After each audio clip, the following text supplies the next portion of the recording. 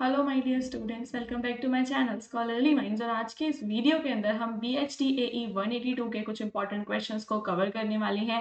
तो ये मेरी जून सेशन एग्जामिनेशन का पार्ट 2 वीडियो है। इसके पहले वाले जो भी वीडियोस मैंने अपने चैनल पे बना रखे हैं उन सभी की कंप्लीट प्लेलिस्ट को आप देख सकते हो।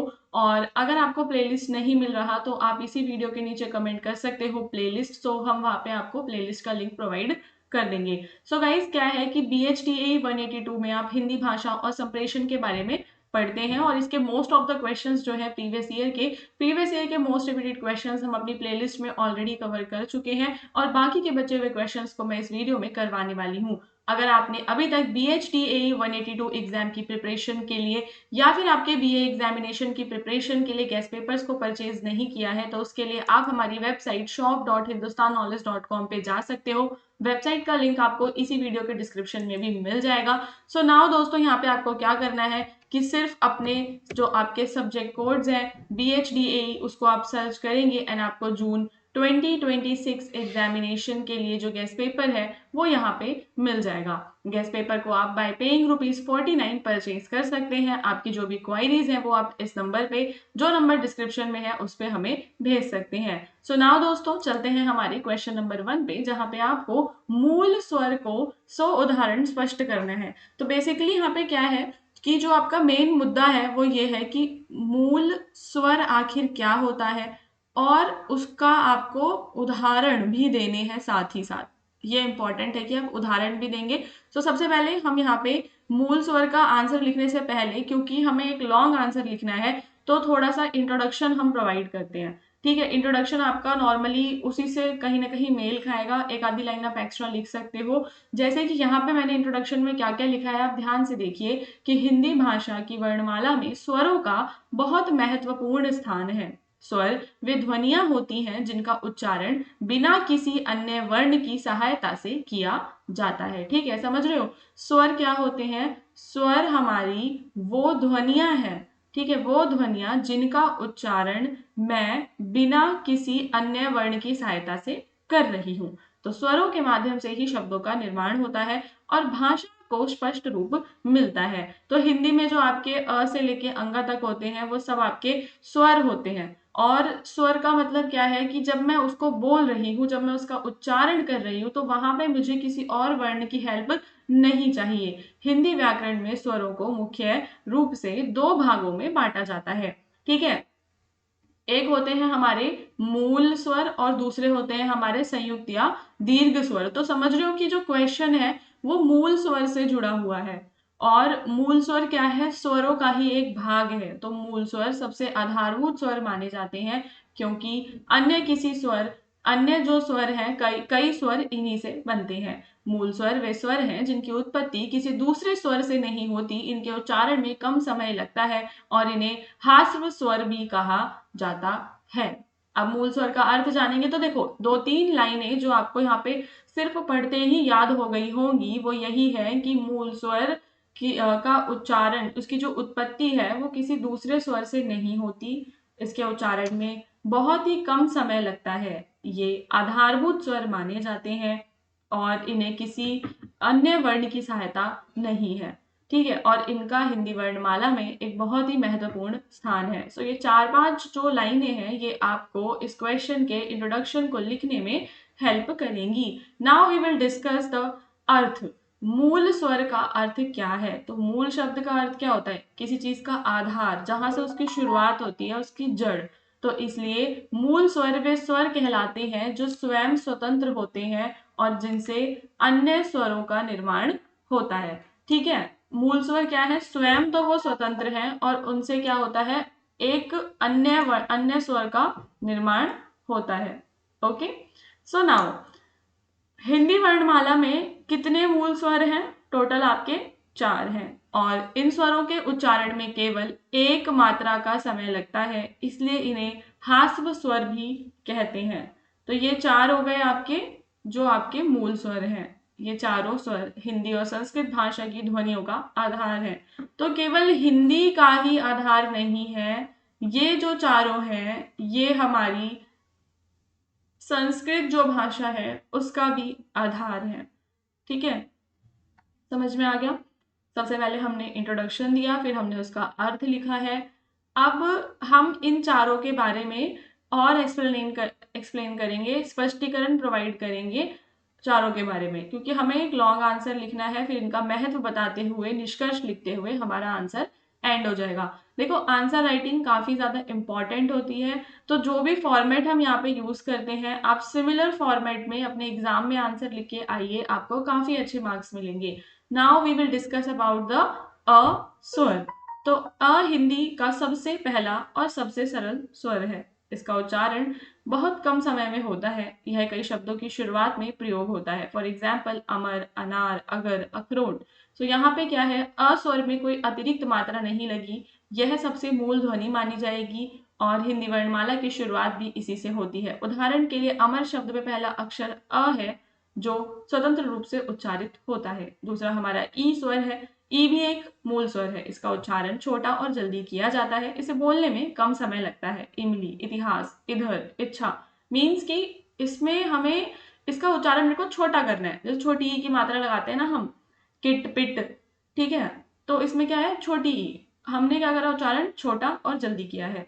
सो ई एक लघु ध्वनि है। यह ई स्वर से अलग होती है क्योंकि ई को बोलने में अधिक समय लगता है। जो बड़ी ई है उसे बोलने में अधिक समय लगता है, जैसे कि इधर।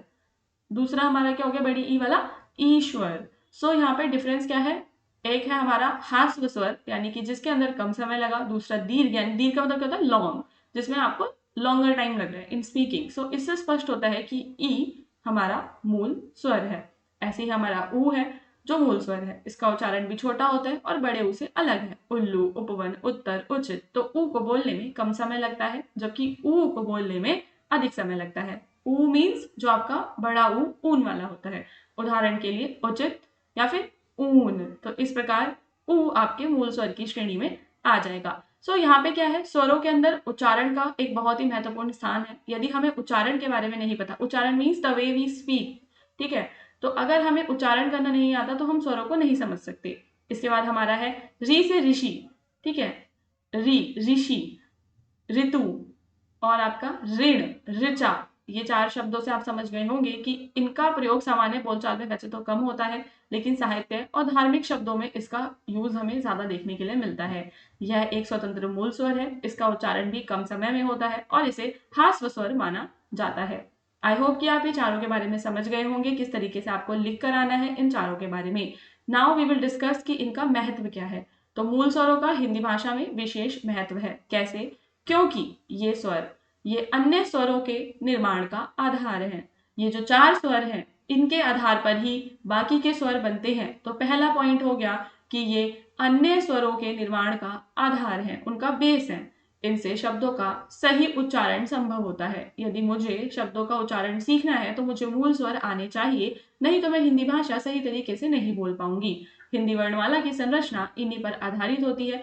भाषा को सरल और स्पष्ट बनाने में इनका योगदान है। तो हिंदी भाषा को सरल और स्पष्ट बनाने में, देखो, कुछ पॉइंट जो आप महत्व में लिख सकते हो वो बेसिक और जनरल नॉलेज के हैं। फॉर एग्जाम्पल, अगर मैं ये वाला पॉइंट बताऊं तो सरल और स्पष्ट बनाने में योगदान, ऑब्वियसली ये एक ऐसा एक्स्ट्रा पॉइंट है जो हम ऐड कर सकते हैं, बिना पढ़े भी हमें ये पता है। दीर्घ और संयुक्त स्वर इन्हीं मूल स्वरों से विकसित होते हैं। सो दिस इज आपका क्या हो गया, यहाँ पे महत्व फिनिश हो गया। नाउ फाइनली हम निष्कर्ष लिख देंगे और हमारा आंसर यहीं पे खत्म हो जाएगा। तो सबसे पहले हमने क्या, किन किन पॉइंट्स में अपने आंसर को कवर किया। सबसे पहले हमने एक इंट्रोडक्शन प्रोवाइड किया, देन हमने मूल स्वरों का अर्थ बताया, फिर जो चार मूल स्वर है उनके बारे में पूरा एक्सप्लेन करते हुए फिर उनका महत्व बताया, एंड देन फाइनली मैंने एक निष्कर्ष लिख दिया। और इस तरीके से आंसर लिखने पे कोई भी मेरे को फुल मार्क्स लेने से नहीं रोक सकता। सो इन द फाइनल निष्कर्ष हम बताएंगे कि आ, ई, उ और री हिंदी के चार मुख्य मूल स्वर हैं। इन्हें ह्रस्व स्वर भी कहा जाता है क्योंकि इनके उच्चारण में कम समय लगता है। ये जो स्वर हैं, ये भाषा की नींव माने जाते हैं और अन्य स्वरों के निर्माण में सहायता करते हैं। हिंदी व्याकरण को समझने के लिए मूल स्वरों का ज्ञान होना अत्यंत आवश्यक है। इनके सही प्रयोग से भाषा अधिक शुद्ध और प्रभावशाली बनती है। नाउ दोस्तों, नेक्स्ट क्वेश्चन पे चलेंगे। उच्चारण के स्थान के आधार पर व्यंजन के भेदों को रेखांकित कीजिए। उच्चारण के स्थान के आधार पर व्यंजन के भेदों को रेखांकित कीजिए। तो देखो, जो हमारे व्यंजन है वो स्वरों के बाद जब आप हिंदी में पढ़ते हो क ख ग से लेकर पूरा ज्ञ तक, वो सभी हमारे व्यंजनों में आते हैं। अब यहाँ पे बात है कि जब हम व्यंजनों का उच्चारण करते हैं, जैसे कि क से लेकर आपका अड़ा तक, फिर च से लेकर आपका इया तक, फिर इस तरीके से आपकी होती है ना, ता ता था धा धा ना वाला होता है, पा फा बा भा मा होता है। तो वो जो लाइंस हैं, वो जब हम उन्हें बोलते हैं तो पता है क्या होता है कि साउंड हमारे अलग अलग लोकेशन से निकलती है, हमारे मुख के विभिन्न जो स्थान हैं वहां से निकलती है हवा, या जो भी हम कहते हैं। किसी में हमारी जीभ हमारी तालू पे टच होती है, किसी में हमारा मुंह बंद होता है, किसी में हमारे होठ जो है वो आपस में टच होते हैं, लाइक प फ ब भ, इसमें हमारे जो लिप्स हैं वो एक दूसरे को टच करते हैं। सो क्वेश्चन यही आपसे पूछ रहा है कि उच्चारण के आधार, उच्चारण के स्थान, ठीक है, उच्चारण के स्थान के आधार पर व्यंजन के हमारे कौन कौन से भेद हैं। तो बेसिकली भाषा में ध्वनियों का महत्व है। ऑब्वियसली विदाउट ध्वनि भाषा इज नथिंग। तो हिंदी वर्णमाला में व्यंजनों का वर्गीकरण उनके उच्चारण स्थान के आधार पर किया जाता है। जैसे इंग्लिश में तो हमें ऐसा कुछ भी देखने के लिए नहीं मिलता, I think A to Z हम पढ़ लेते हैं बस। तो उच्चारण स्थान का अर्थ है कि, क्या अर्थ है, जस्ट अ मिनट, उच्चारण स्थान का अर्थ है कि मुंह के किस भाग की सहायता से किसी व्यंजन का उच्चारण किया जाता है।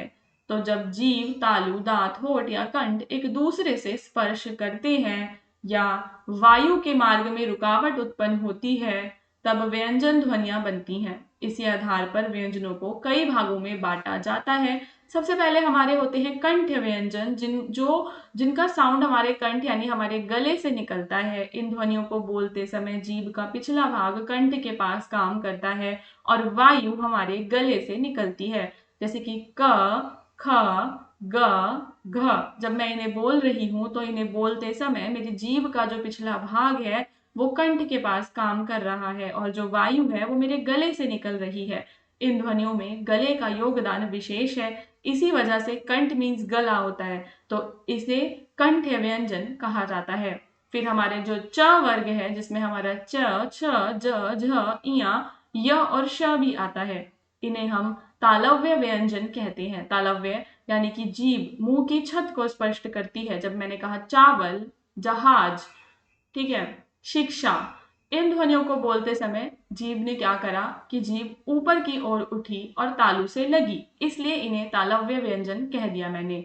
दूसरे मेरा ट वर्ग जो ट है, ठीक है, इसको हम बोलते हैं मूर्धन्य व्यंजन। मूर्धन्य व्यंजनों का उच्चारण मूर्धा से होता है। मूर्धा मुंह के ऊपरी भाग में मसूड़ों के पीछे का क्षेत्र है। मुंह के ऊपरी भाग में मसूड़ों के पीछे का क्षेत्र, जैसे कि मैंने बोला टा, ठा, यहाँ पे जो मेरी जुबान है वो फोल्ड होके ऊपर टच हो रही है। टमाटर, डमरू, इन सबको बोलते समय जीभ पीछे मुड़ गई और मूर्धा को छू रही है, इसलिए इन्हें मूर्धन्य व्यंजन कहा जाता है। ठीक है, सो यहाँ पे आपको क्या है कि आपको वर्णमाला का ज्ञान होना आवश्यक है। आपको वर्णमाला थोड़ी बहुत याद करनी ही पड़ेगी। जैसे कि आपका क वर्ग हो गया, फिर हो गया आपका च वर्ग, देन यू हैव योर ट वर्ग। नाउ लेट्स मूव फॉरवर्ड, जो है आपके दंत्य व्यंजन, जिसमें आपका आता है त वर्ग, जिसमें हम त, थ, द, ध, न, ल और स लेकर आते हैं। इन ध्वनियों में दांतों की भूमिका महत्वपूर्ण है। ठीक है, क्योंकि जब मैंने बोला तरबूज, जब मैंने बोला दाना, इनका उच्चारण सरल है और बोलते समय जीभ आगे आकर ऊपरी दांतों से मिलती है। तरबूज, दाना, नदी, जीभ मेरे दांतों पे टच कर रही है। टमाटर, पर जब मैं टमाटर कह रही तो जीभ देखो दांतों पे टच नहीं कर रही है। So for this you need to speak the words. Then we have ओष्ठ्य व्यंजन, जिसमें दोनों होठों का प्रयोग होता है, जो मैंने आपको स्टार्टिंग में ही बताया था, प फ वाले। फिर है आपका दंतोष्ठ्य व्यंजन। दंतोष्ठ्य व्यंजनों में निचला होठ और ऊपरी दांत मिलकर ध्वनि बनाते हैं। ठीक है, निचला होठ वन, विकास, वर्षा, ऊपर के जो दांत हैं और नीचे वाला जो हमारा होठ है उसने मिलकर बनाया। तो इस ध्वनि में होठ और दांत दोनों की सहायता ली जाती है। देन वी हैव नासिक्य व्यंजन, जो आपकी नाक की सहायता से बोले जाते हैं। बोलते समय नाक वायु समय वायु नाक से बाहर निकलती है, इया, न, म, अंग, ज्ञान, इस तरीके से। सो ये टोटल आपके हो गए 7 प्रकार के व्यंजन बोलने के स्थान पे। फाइनली आप एक निष्कर्ष लिखेंगे। उच्चारण के स्थान पर व्यंजनों का वर्गीकरण हिंदी भाषा को समझने में बहुत उपयोगी है। तो यहाँ पे हमें क्या पता चलता है कि ध्वनि उत्पन्न करते समय जीभ, दांत, तालु, कंठ, होंठ किस प्रकार से काम करते हैं। बहुत सारे लोगों को ये चीजें नहीं पता होती, और मे भी शायद आपने ये सारा इन डिटेल पहली बार ही पढ़ा होगा। ओके, अगला क्वेश्चन है जिसमें आपको सिंपली विशेषण यानी कि जो आपके इंग्लिश में एडजेक्टिव्स होते हैं उनके बारे में आपको बताना है कि विशेषण क्या है और इनका स्थान कितना महत्वपूर्ण है। आप सभी को संज्ञा और सर्वनाम पता होगा। संज्ञा क्या होता है? किसी भी व्यक्ति, वस्तु, स्थान आदि का नाम। और सर्वनाम होता है जब आप संज्ञा के स्थान पर यूज किए जाने वाले शब्द, जैसे कि वह, मैं, तेरा, मेरा, ठीक है, हम किसी का नाम न लेकर उसकी जगह जब दूसरे शब्द का यूज करते हैं या संज्ञा का रिपीटिशन ना हो, तो हम संज्ञा के रिपीटिशन को रोकने के लिए सर्वनाम का प्रयोग करते हैं। तो संज्ञा सर्वनाम के बाद आता है आपका विशेषण और क्रिया। क्रिया हो गया वही जो भी आप करते हो, खाना, पीना, सोना, रोना, गाना, दैट इज क्रिया। नाउ व्हाट इज विशेषण? जब आप संज्ञा की आप विशेषता बताते हो, संज्ञा या सर्वनाम की जब आप विशेषता बताते हो, तो वो आपका विशेषण यानी कि एडजेक्टिव हो जाता है। संज्ञा मीन्स नाउन, सर्वनाम मीन्स प्रोनाउन। सो हिंदी व्याकरण में विशेषण का बहुत महत्वपूर्ण स्थान है। भाषा को सुंदर, स्पष्ट और प्रभावशाली बनाने में विशेषण की बड़ी भूमिका होती है। जब हम किसी व्यक्ति, वस्तु, स्थान या जीव के बारे में अधिक जानकारी देना चाहते हैं तब विशेषण का उपयोग करते हैं। ठीक है, जब भी मैं किसी के बारे में अधिक जानकारी देना चाहती हूँ, मैं उसके रंग, आकार, गुण, संख्या, मात्रा, स्थिति, इस सब के बारे में बताना चाहती हूँ, तो वहां पे मेरे लिए विशेषण इंपॉर्टेंट है, क्योंकि इससे वाक्य अधिक स्पष्ट और आकर्षक मेरा बन जाएगा। उदाहरण के लिए लाल फूल में लाल शब्द जो है वो क्या है, उसकी विशेषता बता रहा है। सो फाइनली विशेषण हो गया संज्ञा या सर्वनाम की विशेषता बताने वाले शब्द, और विशेषण किसी व्यक्ति या वस्तु के गुण, दोष, आकार वगैरह का ज्ञान कराता है। जैसे मीठा आम, इसमें मीठा हो गया आपका, लंबा पेड़, सुंदर लड़की, 5 पुस्तकें। तो मोस्टली जो विशेषण होते हैं वो आपके संज्ञा से तुरंत पहले ही आता है। तो इन वाक्यों में ये सारे शब्द आपके विशेषण हैं। जिस संज्ञा या सर्वनाम की विशेषता बताई जाती है उसे क्या कहते हैं? विशेष्य। ओके, तो जिसकी यहाँ पे विशेषता बताई गई वो हमारा क्या हो गया? विशेष्य हो गया। जैसे कि आम विशेष्य हो गया, पेड़ विशेष्य हो गया, लड़की और पुस्तकें, ये आपके विशेष्य हो गए। ओके, अब विशेषण के विभिन्न प्रकार होते हैं। तो हिंदी व्याकरण में विशेषण के मुख्य रूप से 4 प्रकार माने जाते हैं। सबसे पहले आपका क्या आता है? गुणवाचक विशेषण। गुणवाचक विशेषण, जो विशेषण किसी व्यक्ति, वस्तु या स्थान के गुण, दोष वगैरह के बारे में उसका बोध कराता है, उसे गुणवाचक विशेषण कहते हैं। और यह सबसे अधिक प्रयोग होने वाला विशेषण है। सबसे ज्यादा प्रयोग होने वाला ना आपका गुणवाचक विशेषण ही होता है। जब हम किसी को अच्छा कहते हैं, ईमानदार कहते हैं, उसकी विशेषता बता रहे हैं, तो यहाँ पे आपका गुणवाचक विशेषण ही काम कर रहा है। और फिर दूसरा है आपका संख्यावाचक विशेषण, जिसमें आप किसी की संख्या या उसकी गिनती के बारे में बात करते हैं। संख्या में आपके 2 हो जाते हैं, एक हो गया निश्चित संख्या और एक हो गया अनिश्चित संख्या। निश्चित मतलब कि जहाँ पे आपको पता है कि वो चीजें कितनी है, 1 पुस्तक है, 5 आम है, 10 विद्यार्थी हैं, यहाँ पे हमें पता है। बट अनिश्चित में क्या है? कुछ लोग, कई बच्चे, अनेक विद्यार्थी, यहाँ पे आपकी संख्या अनिश्चित है। तो टोकरी में 5 केले हैं या कक्षा में कई छात्र उपस्थित हैं, तो 5 केले में संख्या हमारी निश्चित हो गई, कई छात्र में हमारी संख्या अनिश्चित हो गई। फिर है आपका परिमाणवाचक विशेषण, जो किसी वस्तु की मात्रा, नाप या तौल के बारे में बताता है। इनका प्रयोग उन वस्तुओं के साथ होता है जिन्हें गिना नहीं बल्कि नापा या तौला जाता है। ठीक है, जिसको मैं गिन नहीं सकती, जिसको मैं सिर्फ नाप तौल कर सकती हूँ, जैसे कि 2 लीटर दूध, 5 किलो चावल या 1 मीटर कपड़ा, या थोड़ा पानी, अधिक चीनी, बहुत दूध। निश्चित अनिश्चित परिमाण आपके हो सकते हैं।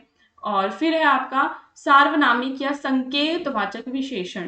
तो यहाँ पे ध्यान से सुनो, जब कोई सर्वनाम शब्द संख्या से पहले आकर जब कोई सर्वनाम शब्द संख्या से पहले आकर उसकी विशेषता बताता है या उसकी ओर संकेत करता है, तो उसे सार्वनामिक विशेषण कहते हैं, जैसे कि यह पुस्तक, वह घर, ये बच्चे, वे छात्र।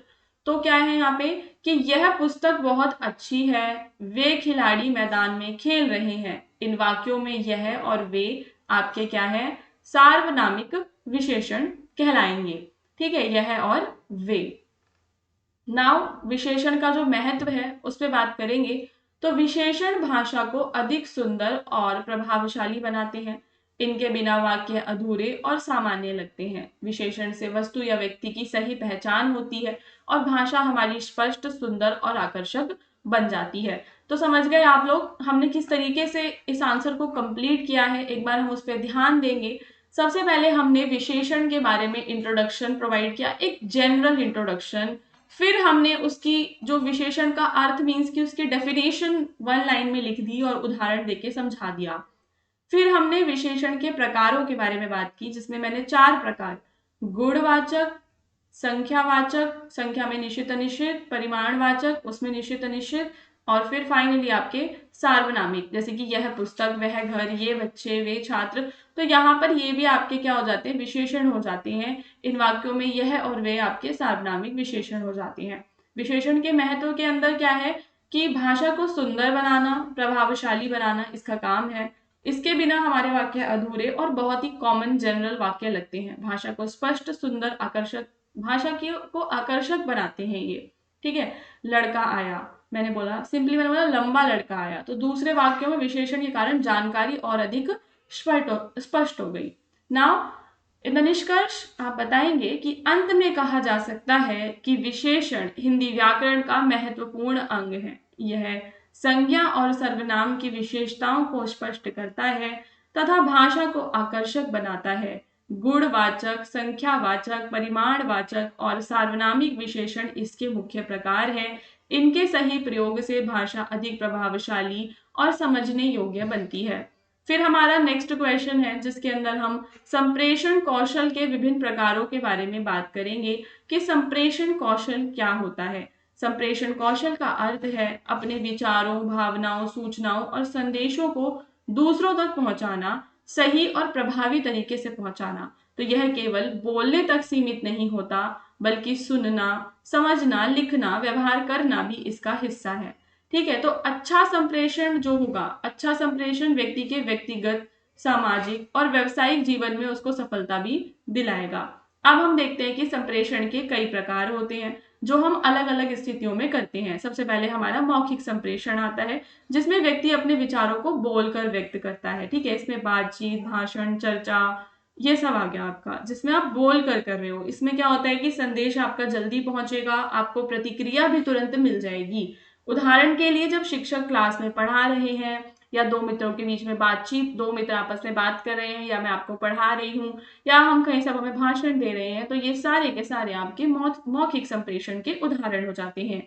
तो मौखिक संप्रेषण में क्या होता है कि स्पष्ट उच्चारण है, सही शब्दों का चयन करना आवश्यक है, और इम्पॉर्टेंट है कि आपके अंदर आत्मविश्वास हो। मौखिक संप्रेषण के अंदर आत्मविश्वास होना इम्पॉर्टेंट होता है। फिर होता है हमारा लिखित संप्रेषण, जब हम अपनी बातों को लिख कर व्यक्त कर रहे हैं। ठीक है, लिखकर जब हम व्यक्त करते हैं तो संदेश का स्थायी रिकॉर्ड बनता है। यहाँ पे जानकारी को सुरक्षित रखा जा सकता है और एक बार दी गई जानकारी को बार बार पढ़ा जा सकता है। ठीक है, पत्र लेखन, ईमेल, रिपोर्ट, ये सारी चीजें आपका किस में आ जाती हैं, लिखित संप्रेषण में आ जाती हैं। नोटिस, समाचार पत्र, ये सारा। इसके बाद आता है आपका अमौखिक संप्रेषण। अमौखिक मतलब कि जब आप हाव भाव से समझाते हो। ठीक है, अमौखिक संप्रेषण में बिना शब्दों के भाव, संकेत, हाव भाव के माध्यम से संदेश दिया जाता है। यह व्यक्ति की भावनाओं को समझने में बहुत सहायक है। इसके मुख्य रूप में आपके चेहरे के भाव, आंखों के साथ संपर्क, हाथों के साथ संकेत, शरीर की जो मुद्रा है, ये सभी आपके अमौखिक संप्रेषण में महत्वपूर्ण होते हैं। जैसे कि मुस्कुराना आपकी खुशी को दर्शाएगा, सिर हिलाना आपकी सहमति का संकेत होगा। तो सांकेतिक भाषा एक प्रकार की हो गई। फिर है आपका दृश्य संप्रेषण, यानी कि चार्ट, प्रतीक बना देना, वीडियो के बारे से जानकारी देना, ये सारा आपका किस में आएगा, दृश्य संप्रेषण में आएगा। दृश्य संप्रेषण की विशेषता ये होती है कि इन्हें समझना आसान होता है, इसके द्वारा जो जानकारी मुझे दी जाती है वो मुझे आकर्षक लगती है। जो डिफिकल्ट विषय होते हैं उन्हें सरल बनाया जा सकता है। उदाहरण के लिए पोस्टर, चार्ट, मानचित्र, ये सारा का सारा। फिर है आपका औपचारिक संप्रेषण। तो यह संप्रेषण नियमों और निर्धारित प्रक्रियाओं के अनुसार किया जाता है। इसका उपयोग संस्थानों, कार्यालयों और संगठनों में होता है। उदाहरण के लिए कार्यालय आदेश, सरकारी पत्र, आधिकारिक बैठकें, ये सब आपका औपचारिक में आएगा। अनौपचारिक में जैसे कि दो फ्रेंड्स आपस में बातचीत कर रहे हैं, फैमिली में हम बातचीत कर रहे हैं, समाज में बातचीत कर रहे हैं, जहां पे कोई नियम फॉलो नहीं हो रहे, वो आपका क्या हो जाता है, अनौपचारिक संप्रेषण हो जाता है। और औपचारिक तो आप समझ ही चुके होंगे, जो सरकारी या आधिकारिक बैठकों में यूज होता है। संप्रेषण कौशल का महत्व क्या है कि व्यक्तित्व विकास में ये सहायता प्रदान करते हैं, आत्मविश्वास को बढ़ाते हैं, अच्छे संबंधों को बनाने में मदद करते हैं। ठीक है, जब हम लोगों से बातचीत करते हैं तो हमारे संबंध उनके साथ अच्छे होते हैं, शिक्षा और रोजगार में सफलता मिलती है, समस्याओं के समाधान में भी ये सहायक होते हैं। एंड इन द निष्कर्ष आप बताएंगे कि संप्रेषण कौशल मानव जीवन का एक बहुत ही महत्वपूर्ण भाग है। इसके माध्यम से व्यक्ति अपने विचारों और भावनाओं को प्रभावी ढंग से व्यक्त करता है। इसमें मौखिक, लिखित, ये सारा आपका आता है। तो यदि व्यक्ति इन सभी प्रकारों का सही उपयोग करना सीख ले तो वह जीवन के हर क्षेत्र में सफलता प्राप्त कर सकता है। सो स्टूडेंट्स, आई होप कि आपको काफी अच्छे तरीके से समझ में आ गया होगा। हमारा जो पार्ट 2 वीडियो है यहीं पे एंड होता है। बाकी के पार्ट्स को देखने के लिए आप पूरी की पूरी प्लेलिस्ट को फॉलो कर सकते हो, और जितने भी वीडियोस प्लेलिस्ट में गिवन है अगर आप सभी को देख लोगे फिर भी आप इजीली पास हो जाओगे। बट इन केस आपके पास इतना टाइम नहीं है तो आप इसका गेस्ट पेपर परचेज करके भी अपने एग्जाम की प्रिपरेशन कर सकते हैं। डिस्क्रिप्शन में आपको जो भी हमारे लिंक्स मिलेंगे आप उन सभी लिंक्स को फॉलो भी कर सकते हैं।